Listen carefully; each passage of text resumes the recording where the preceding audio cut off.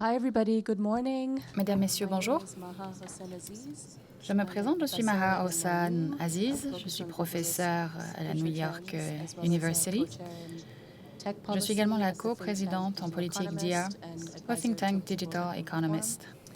Et je travaille As you également can au World Economic imagine Forum. in risk work, Comme vous pouvez AI l'imaginer, comes lorsque up a l'on lot. parle de risque, on The parle souvent question is, can d'IA. we come Maintenant, together il est question de to savoir si nous limit the pouvons nous risks of AI réunir pour réduire les amid risques liés à l'IA geopolitical shifts, dans le the cadre de current changements crisis of géopolitiques, political dans le legitimacy in many cadre governments around the de world, crises qui dramatic remettent en economic cause volatility, la légitimité de as certains well gouvernements as de par le heightened monde, dans le social cadre également unrest. d'une As we move firmly instabilité away from what économique I et feel des is the end of instabilités the post-war sociales. era Dans le cadre into unknown territory, we need to de think cet about to environnement, what extent il nous there's scope faut for réfléchir international coordination on à une AI and its coordination policy, internationale pour l'IA, affecting all aspects of our lives. parce que ceci a des répercussions sur nombre And we're d'aspects going to talk de nos today vies. about Et AI aujourd'hui, transparency nous across the parlerons de la ecosystem, transparence de from l'IA au sein de principles to l'écosystème. practice. On parlera This des is a principes, mais world également de fighting la global mise en risk and pratique. shock events. Il y a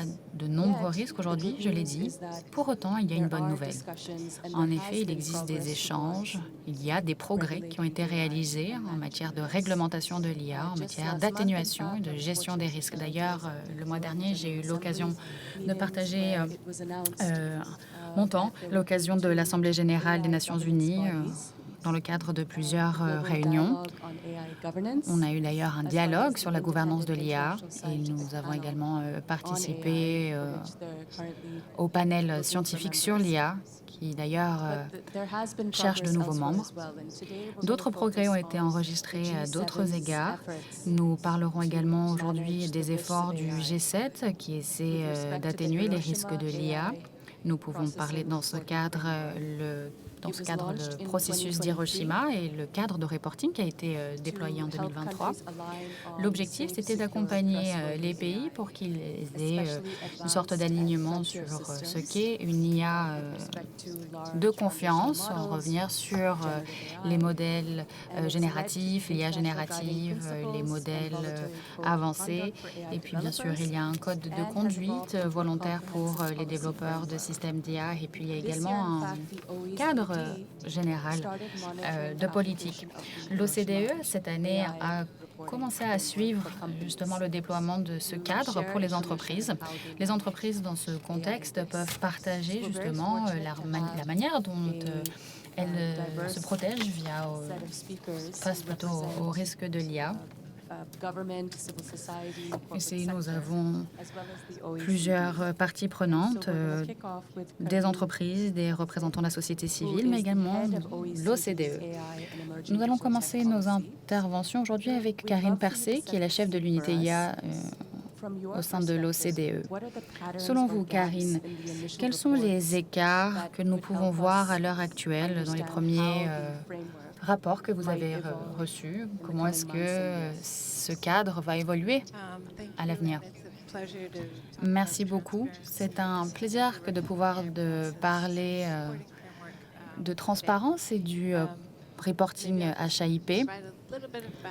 Rapidement, j'aimerais vous fournir un peu de contexte.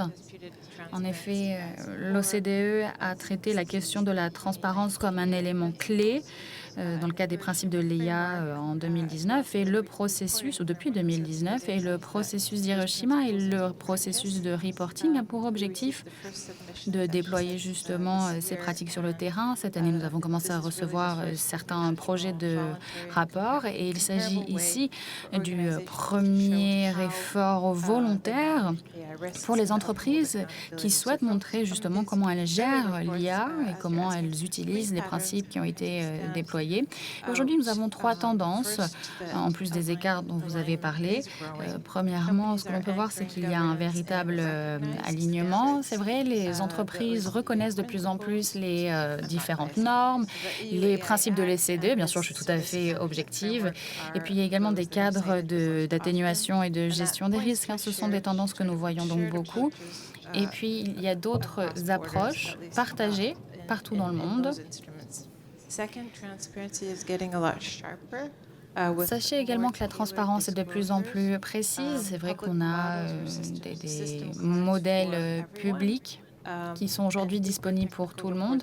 Et nous avons également des rapports techniques plus précis pour les entreprises B2B, par exemple. On a beaucoup plus de partage d'enseignements et c'est un signe très encourageant. Troisième point, l'investissement dans la sécurité est quelque chose qui augmente énormément. Il y a de plus en plus de partenariats avec des chercheurs et des organisations de la société civile, notamment lorsque l'on parle de la question de la fiabilité. Et il y a un véritable engagement pour améliorer ces points à l'avenir. Et d'ailleurs, James reviendra sur ce point. Il y a encore beaucoup de choses à faire. En effet, il faut renforcer la participation.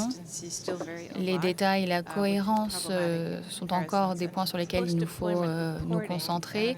Et après le déploiement, ce que l'on a pu voir, c'est que il y a des partages de rapports, mais ce n'est pas quelque chose que l'on voit encore au quotidien. Donc, encore une fois, il y a encore beaucoup de choses à améliorer.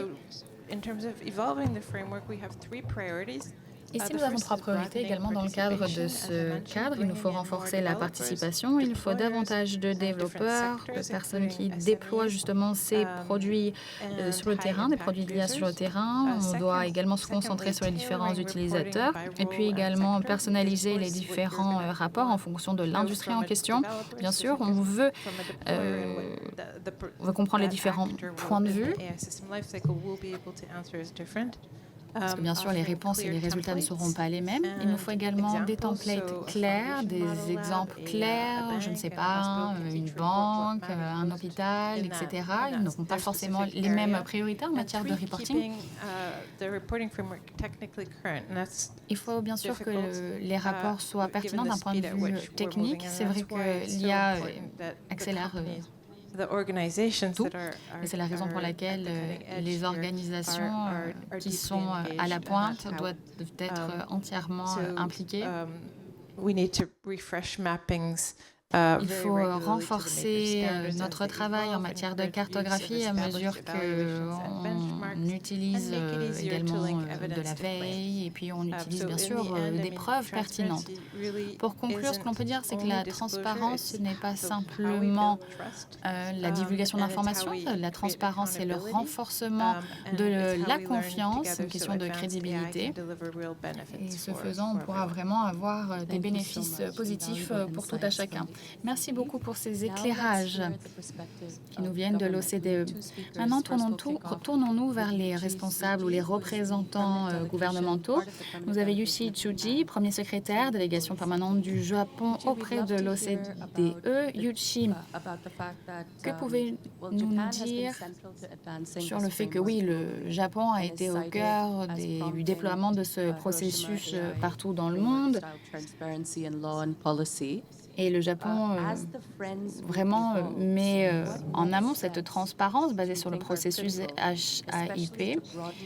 Quelles seront, selon vous, les étapes à venir, les étapes justement importantes pour renforcer la participation et renforcer également l'interopérabilité technique? Merci beaucoup pour votre question et merci de m'avoir donné l'occasion de prendre la parole aujourd'hui. C'est un plaisir pour moi que d'être avec vous.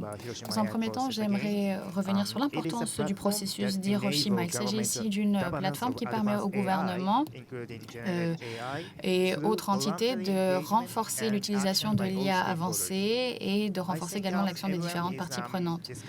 Je pense que nous parlons tous de la gouvernance de l'IA, même l'ONU en parle, et ceci rend compte du fait que la coordination internationale est plus que nécessaire. Il nous faut aujourd'hui concrétiser ces principes, faire en sorte que ce soit de véritables actions tangibles.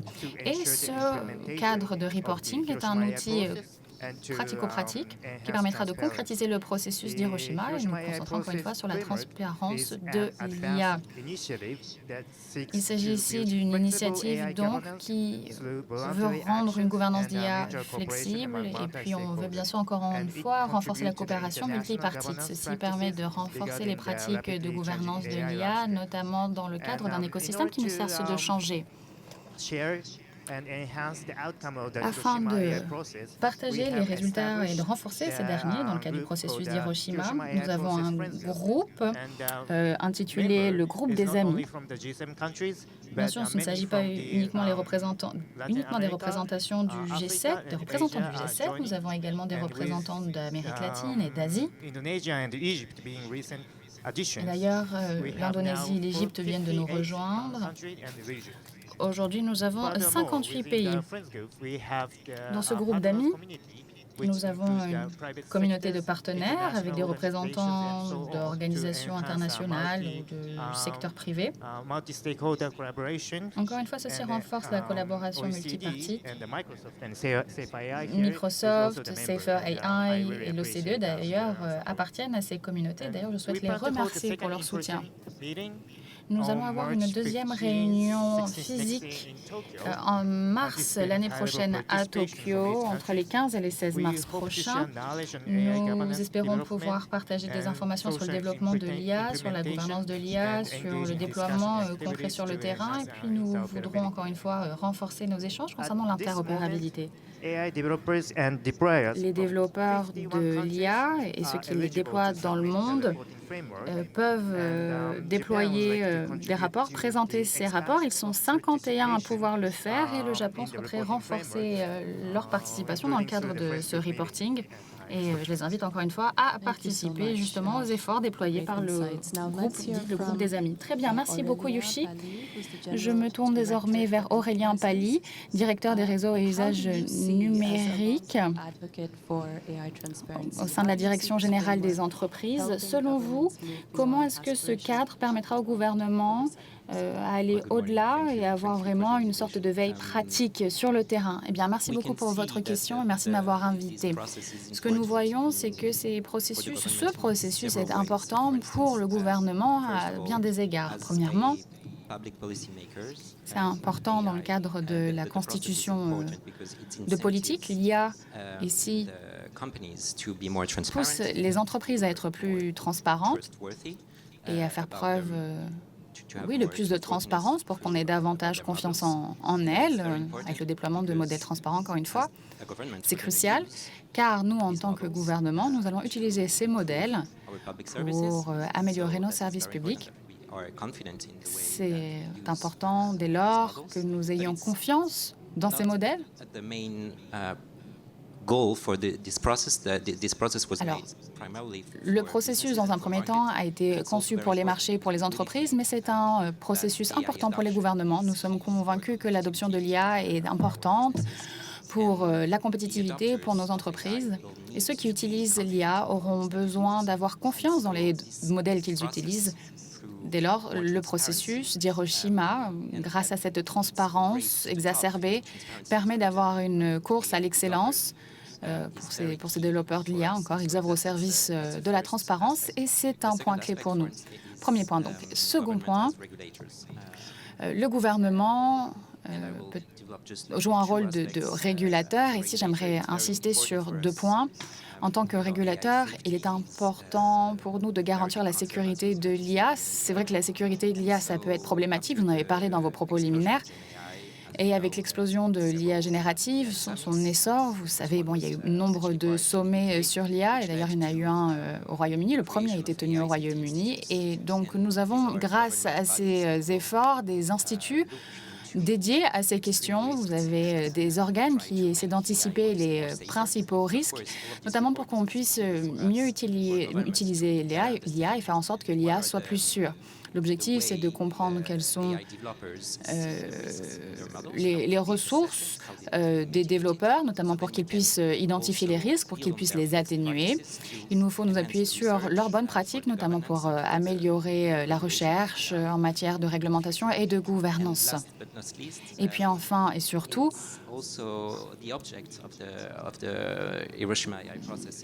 le processus d'Hiroshima se concentre sur un instrument qui en fait n'est pas contraignant, mais tout de même nous avons des résultats. Comme vous le savez, l'Union européenne est souvent perçue comme une zone très réglementée et ce sont des outils qui nous intéressent énormément, des outils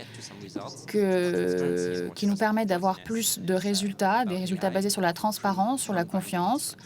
Encore une fois, il s'agit ici d'un instrument non contraignant, mais très utile. Très bien, merci beaucoup. Maintenant, nous avons le point de vue de l'industrie, Hector de Rivoire, qui est le directeur des politiques publiques au sein du bureau de l'IA responsable chez Microsoft. Hector, lorsque votre équipe a commencé à remplir le formulaire de reporting du processus d'Hiroshima, quels ont été les défis que vous avez dû surmonter? Merci beaucoup pour votre question et bonjour mesdames, messieurs. J'aimerais revenir sur un point dont on a parlé hier ici sur la CND. L'IA, c'est vrai qu'on a souvent l'impression de ne pas comprendre ce qui se passe. Les modèles sont des sortes de boîtes noires, on ne sait pas vraiment comment on atténue les différents risques, on ne sait pas vraiment comment les modèles sont entraînés au moment de leur déploiement, etc. Et c'est la raison pour laquelle il nous faut une transparence, une discipline de transparence opérationnelle. Et ce cadre nous permet vraiment d'avoir un point de référence, une véritable base ici. Ici, nombre de juridictions, par ailleurs, essaient de définir quels sont les risques, essaient de les anticiper, comment est-ce que l'on peut avoir des garde-fous qui nous permettraient justement comment nous évaluons les modèles, notamment pour éviter un déploiement à mauvais escient de ces modèles. Ça, on le voit dans nombre de juridictions, dans nombre de marchés. Donc, avoir un point de référence international, avoir une sorte de norme internationale, c'est vraiment clé et c'est ce que fait le reporting HAIP.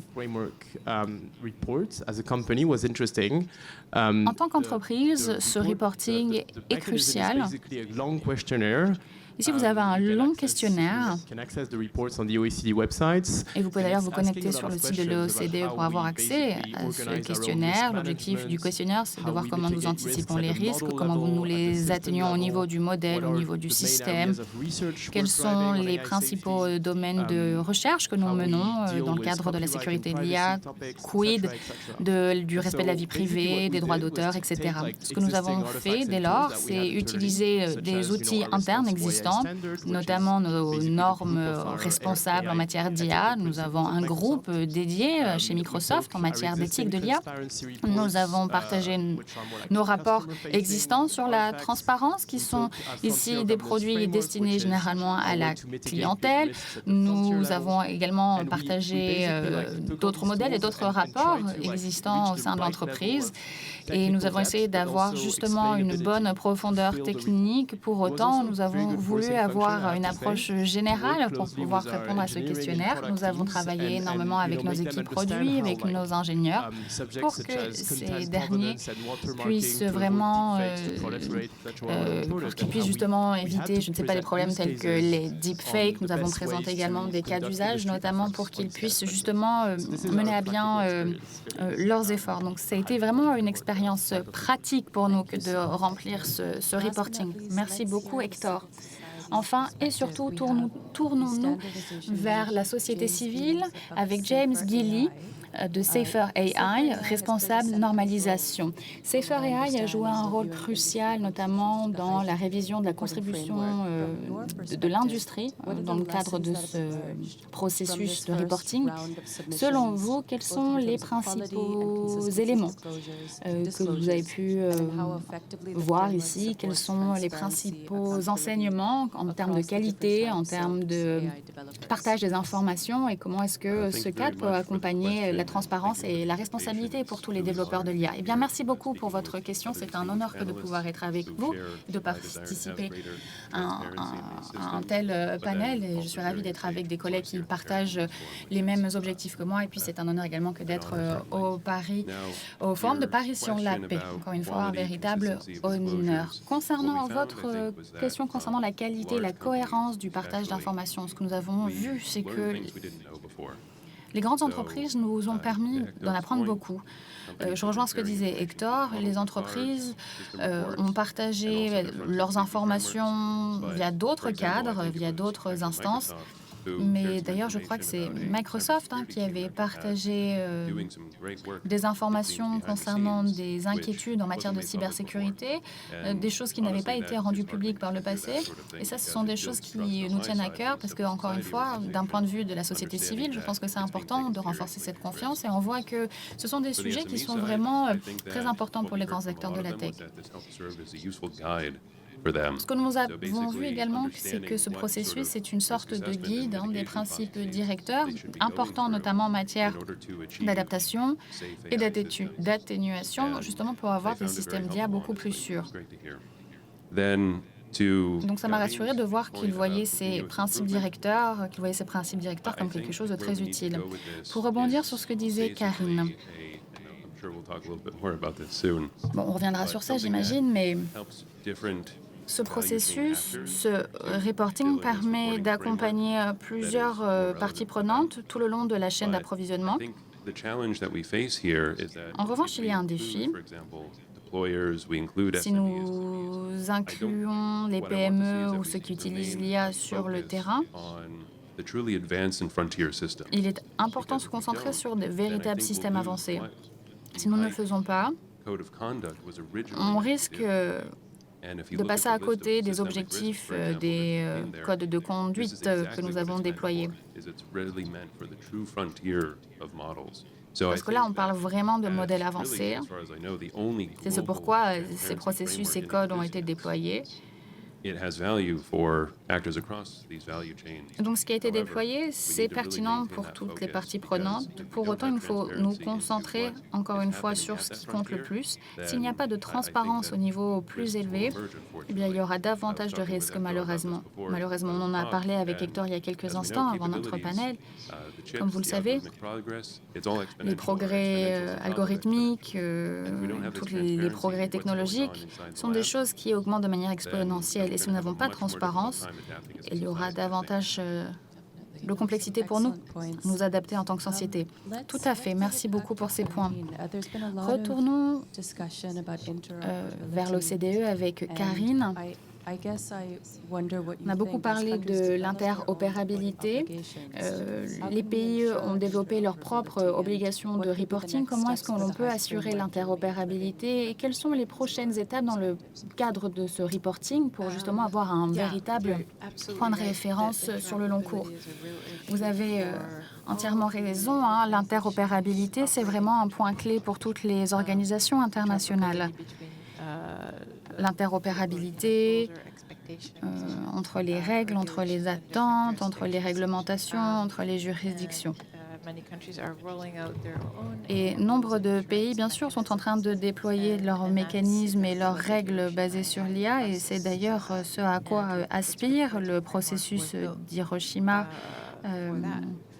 On l'a conçu à cette fin. Il fallait que ce soit un point de référence commun qui puisse accélérer la transparence. Ces cadres, si on les regarde de plus près, ils ont des éléments communs. Mais pour les experts non accès risque, il y a pas mal de points de différence. Pour autant, on peut quand même faire le lien entre nombre d'entre eux et dès lors, le reporting HAIP permet justement d'aller de l'avant sur 3 points. En effet, on peut comparer les différentes pratiques. On a une structure pour justement définir ce que les entreprises peuvent faire. On a également une approche basée sur des données probantes.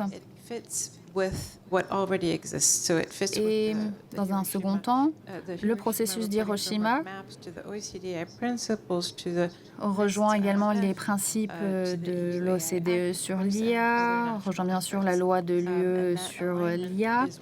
Il y a un alignement et c'est la raison pour laquelle ce processus et ce reporting sont pertinents. Et ensuite, troisième temps, l'approche multipartite. Et c'est ce qui est peut-être le plus important ici. Comme l'indiquait James, bien sûr, là, on parle de ceux qui sont vraiment à la pointe de la technologie, que ce soit les chercheurs ou les gouvernements seuls, le monde académique seul, ne pourront pas atteindre ces niveaux de compréhension seuls, encore une fois, sans pouvoir compter sur la participation de plusieurs parties prenantes. Donc, il nous faut des experts de tous bords, de tout horizon, faire en sorte qu'ils puissent travailler avec les décideurs politiques.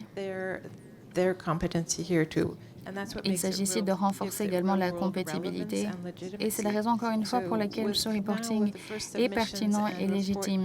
Encore une fois, nous avons reçu les premiers rapports et notre travail maintenant, c'est de faire en sorte que ce travail soit pertinent de manière universelle et qu'il s'agisse ici d'une sorte de compagnon pratique pour les parties prenantes dans le monde. Ici, nous avons 3 priorités.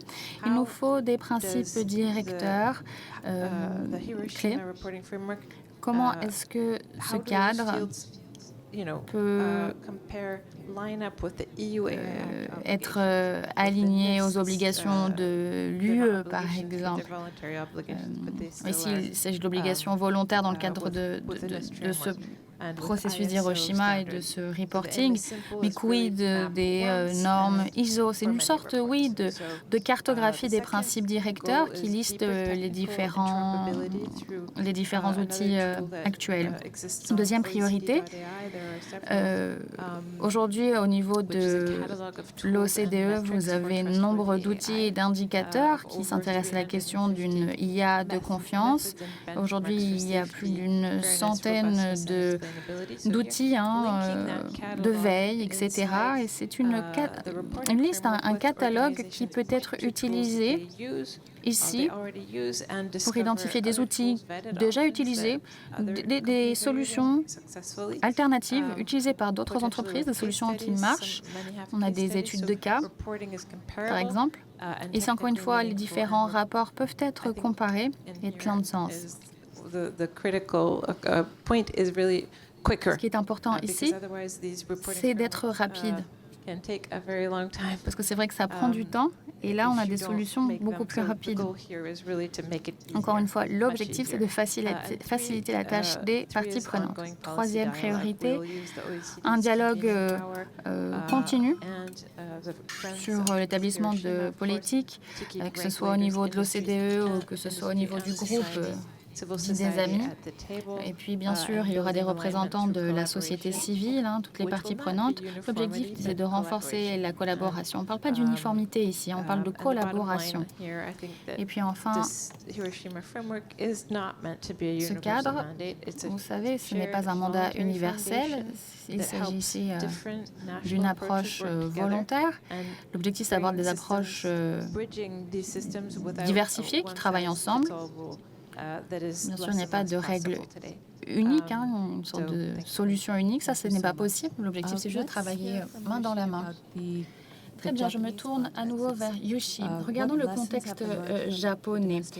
Quels ont été les enseignements tirés depuis l'établissement de ce processus et de ce cadre au Japon? Eh bien, la loi sur l'IA au Japon insiste sur nombre de points et nous avons bien sûr intégré le processus d'Hiroshima. On a des enregistrements nationaux qui sont nécessaires pour les entreprises et c'est d'ailleurs un des modèles les plus importants au monde. Notre loi sur l'IA au Japon indique que le recueil d'informations doit être tout de même aligné à ce qui est fait à l'international. L'objectif, c'est de réduire, entre autres, les doublons. Puis il y a également d'autres échanges à ce propos, mais j'aurais voulu insister sur un commentaire, notamment sur l'implication multipartite. Je rejoins ce qu'a dit ma collègue. L'un des mots-clés du processus d'Hiroshima, c'est l'approche multipartite et il s'agit également d'une participation volontaire. Donc, insistons sur ces points. C'est important de garder ça au niveau des échanges et il faut renforcer également l'engagement multipartite. Et ça a été d'ailleurs abordé dans cette session. Et au Japon, le monde académique et l'université de Tokyo a une communauté, notamment qui partage des informations liées à ce qui est fait au niveau du reporting HAIP. Et certaines entreprises, d'ailleurs, sont invitées à participer à ces efforts, notamment en amont de leur participation au reporting. Vous avez également des entreprises qui partagent leurs expériences, partagent leurs défis également. Et l'objectif, c'est de renforcer la collaboration horizontale et aborder des questions à venir. Et puis enfin, le monde académique pense à organiser un séminaire dédié, notamment pour pousser les entreprises à participer à cet effort. Encore une fois, il s'agit ici d'une participation multipartite. Concernant l'interopérabilité, le Japon pense qu'on peut utiliser les outils d'Hiroshima, du processus d'Hiroshima, pour renforcer l'interopérabilité régionale et internationale. D'ailleurs, nous avons des exercices de cartographie dans la région pour renforcer l'interopérabilité avec les principes directeurs de l'ASEAN. Il s'agit ici de principes très importants pour la région. Et ceci en se basant notamment sur les principes de l'IA de l'OCDE. C'est toute la valeur du processus Hiroshima, c'est de pouvoir justement mettre en place ces principes, par exemple les valeurs démocratiques et humaines. Le CDE est en train de mettre sur pied une boîte à outils sur l'intelligence artificielle qui se base sur les principes de l'OCDE pour l'IA, avec les avis des membres et des non-membres de l'OCDE. Ceci va permettre d'avoir une adoption globale des principes de l'IA et continuer à contribuer à l'adoption et l'interopérabilité. Merci. Aurélien, à votre avis, quels sont les plus grands risques ou les éléments à améliorer, notamment en ce qui concerne la législation de l'Union européenne sur l'intelligence artificielle? Comme je l'ai dit, il y a le fait que ce soit un instrument non contraignant, c'est très intéressant pour nous, mais c'est aussi un risque, parce qu'il faut continuer à impliquer les entreprises dans ce processus. Et il y a un risque, mais je suis certain que Hector nous dira que ce n'est pas vraiment un risque, parce que oui, le risque c'est que les entreprises commencent à ignorer ce processus et ne l'utilisent plus.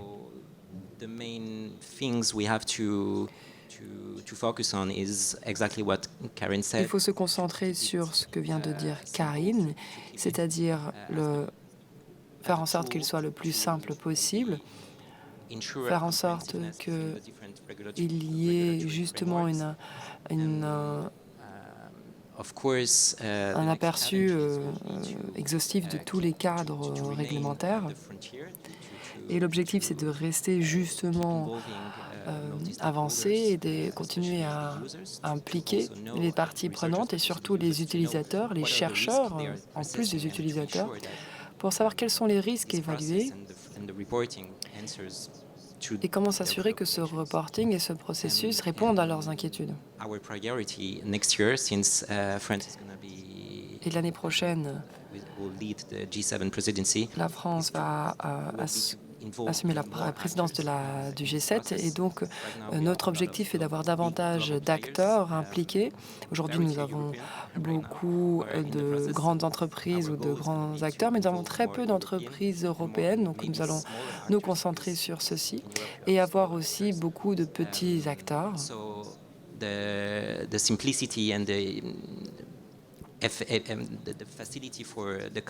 La simplicité et la facilité de reporting pour les entreprises sont essentielles. Et donc, à notre avis, la boîte à outils de l'OCDE sera très utile. basically the difference with the AI Act in Europe is that AI Act is Et la différence, c'est qu'au sein de l'Union européenne, la législation sur l'IA est contraignante. Donc, si vous voulez vendre un produit en Europe, vous devez justement respecter cette législation. Il y a plusieurs cadres réglementaires et il faut justement réussir à inclure tous ces éléments parce qu'une entreprise qui respecte le cadre IA, la législation IA, doit également respecter tous ces cadres comme le cadre de reporting Hiroshima ou la Convention du Conseil européen. Et je sais que Safer AI a une étude à ce sujet, je n'en savais pas, enfin je l'ai appris aujourd'hui, justement cette étude sur l'inclusion les différences ou les similarités entre le code de conduite de la législation IA et le Hiroshima. Hector, comment justement réussir à mieux intégrer l'écosystème IA pour que dans ce processus, pour qu'il soit plus transparent et plus opérationnel. Je suis tout à fait d'accord avec ce qu'ont dit les autres intervenants. Il s'agit d'une norme volontaire et un point de référence, et c'est une bonne chose, mais il est aussi important que ce soit une source d'inspiration au niveau national pour les décideurs politiques, un peu comme ce qui se fait au Japon. Avoir une approche scientifique et l'appliquer justement à ses intérêts nationaux. Quelles sont les prochaines étapes et quelles sont nos recommandations? Alors on en a plusieurs. Premièrement, comme l'a dit James, les modèles sont de plus en plus performants et c'est évident, puisque quand on teste un modèle avant de le déployer au sein de l'Union européenne, par exemple, nous constatons qu'il y a de meilleurs modèles et qu'il y a des modèles qui peuvent créer des risques additionnels, des biorisques, des risques en termes de cybersécurité. On constate ça en testant le modèle, c'est un fait. Et donc ce reporting, ce modèle de reporting HAIP est toujours un point de référence qui intègre et prend en compte ces risques et tous les types de risques envisageables et incorpore aussi les éléments liés à la sécurité de l'intelligence artificielle agentique. Donc ça, c'est un point important à prendre en compte. Et j'y reviendrai pendant mon deuxième point. Et je pense que le cadre de reporting HAIP doit être justement utilisable avec d'autres outils. Il est important de miser sur l'interopérabilité, notamment qu'il soit lié avec le rapport sur la sécurité nationale de l'IA, avec le panel scientifique, avec le cadre sur la gestion des risques, avec le sommet sur l'IA qui a commencé au Royaume-Uni, puis qui est passé en Corée du Sud et en France et en Inde. On voit que le secteur est en train d'essayer de mettre sur pied des bonnes pratiques qui sont justement homogènes. Au Royaume-Uni, on a eu l'Institut, on a eu d'autres aussi initiatives visant à ce que les développeurs aient davantage de politiques d'intensification. En France, c'était le lancement justement de ce rapport, de ce modèle de reporting HAIP. Donc on va voir ce qui va venir après l'Inde. Et comme l'a dit Karine, l'écosystème IA est très grand. Donc il est important que les développeurs puissent avoir d'excellents modèles comme Microsoft ou OpenAI pour qu'ils nous informent sur ce qu'il se passe, sur ce qu'ils évaluent. Mais cela doit aller dans les deux sens. Nous pensons qu'il est essentiel d'expliquer ce que l'on constate quand on conçoit le modèle et quels sont les risques en aval, mais il est essentiel d'avoir aussi les risques, d'abord en amont, et puis c'est important d'avoir les risques aussi en aval, de voir quels sont les risques au moment du déploiement et renvoyer cette information au début du processus pour que la conception soit améliorée. Il est important d'inclure tout le monde dans la conception de l'outil. Last but not least, let's hear again Et pour from terminer, James. je redonne la parole à James. Expect the HYPE framework to Est-ce que evolve vous into a pensez que formal le cadre international HIP va devenir une norme internationale? Excellente question. J'étais justement à la plénière du sous-comité de l'ISO le week-end dernier à Sydney, en Australie.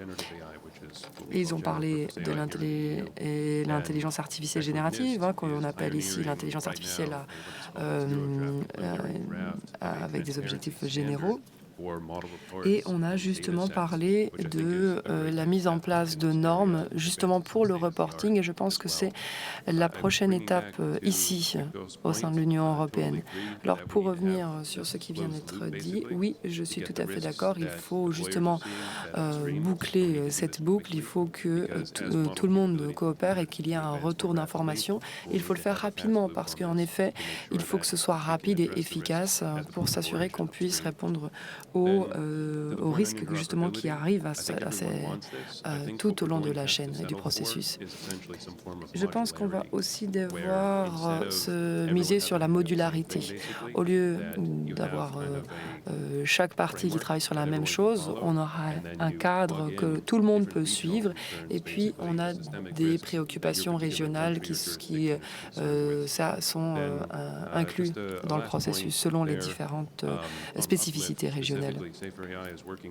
On dit, la Safer AI va publier 3 articles sur justement ces questions qui permettent justement d'évaluer les risques pour les modèles de pointe. Et on sait que les modèles de risque vont encore être pertinents pendant un moment, mais on voit que les systèmes et les capacités du benchmarking sont déjà saturés. Donc il faut anticiper. Parce qu'on a une courbe exponentielle. Rappelons-nous la courbe de la pandémie. Il était très difficile de prévoir ce qui allait arriver. Il faut garder cela à l'esprit parce qu'un jour, on va sans doute avoir besoin d'exigences plus claires sur la transparence pour le reporting.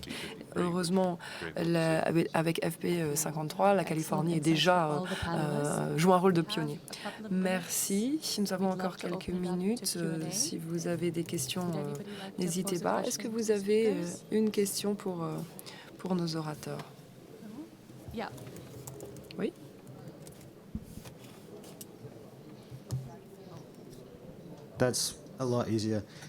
Merci, c'est beaucoup plus simple avec le micro. Je travaille pour AI Child Safety et j'ai une question. Est-ce que vous avez des préoccupations particulières sur les éléments sur lesquels vous travaillez? Oui, je peux y répondre. Nous avons une politique interne au sein de Microsoft, qu'on appelle les risques psychosociaux, qui prennent en compte tous les risques liés sur la surdépendance et d'autres types de risques. C'est un processus que nous utilisions avec le comité sur l'IA responsable pour justement avoir des experts en santé mentale et des psychologues avant de mettre sur le marché des produits tels que le compagnon AI ou les chatbots. En effet, ces risques sont pris très au sérieux au sein de Microsoft et aujourd'hui, on essaie de travailler avec d'autres, notamment le monde universitaire, pour avoir des points d'évaluation et de référence pour atténuer le risque avant que les produits soient déployés. Parce qu'on a constaté au cours des derniers mois que pour essayer justement de réparer les produits qui sont déployés une fois après un incident, donc on est plutôt en train de réparer plutôt que de prévenir et c'est pas ce qu'on veut faire à l'avenir. D'autres questions? Très bien. Il nous reste 1 minute et demie. Je vais demander à chaque intervenant de me donner quelques phrases pour expliquer quelle est la première recommandation pour réussir à obtenir une transparence pour l'IA. Okay, so transparency is not an end in and La transparence n'est pas une fin en soi, c'est la base pour l'apprentissage, la confiance et la responsabilité. Ma recommandation est la suivante, il faut faire en sorte qu'elle soit utile et quand les organisations évaluent, il faut plus de coopération, plus de points de référence et plus d'apprentissage par les pairs. C'est comme ça que le processus devient durable. Et c'est ce qu'on a appris du moins de la première année d'utilisation du modèle HYPE. Ce cadre de reporting est un mécanisme unique pour la transparence et nous voulons faire en sorte qu'il soit plus efficace et qu'il y ait plus de participants. Aurélien? Je suis d'accord avec ce qu'a dit Karine. Ce n'est pas une fin en soi, c'est un outil et la transparence est importante pour la confiance. Il faut justement continuer à impliquer la majeure partie des participants et s'assurer que les meilleures pratiques soient partagées, qu'il y ait plus de transparence et plus de confiance. Je suis tout à fait d'accord. On a besoin de diversité. On a besoin de diversité géographique. C'est aujourd'hui trop basé sur les États-Unis et le Japon. Il est important que d'autres acteurs, notamment des pays du Sud et de l'Union européenne, soient impliqués pour voir comment justement ils atténuent ces risques et comment on peut avancer ensemble. James, avoir des critères clairs pour l'acceptabilité des risques. On voit beaucoup de risques basés sur les organisations dans nos cadres de reporting et on a des seuils de capacité, mais on doit essayer de comprendre quelles sont justement les conséquences réelles et concrètes de tout ceci et avoir un dialogue avec tous les acteurs. Merci, voilà. On a terminé, cela fait 45 minutes. Je remercie tous les intervenants. Merci pour votre participation. Merci à vous.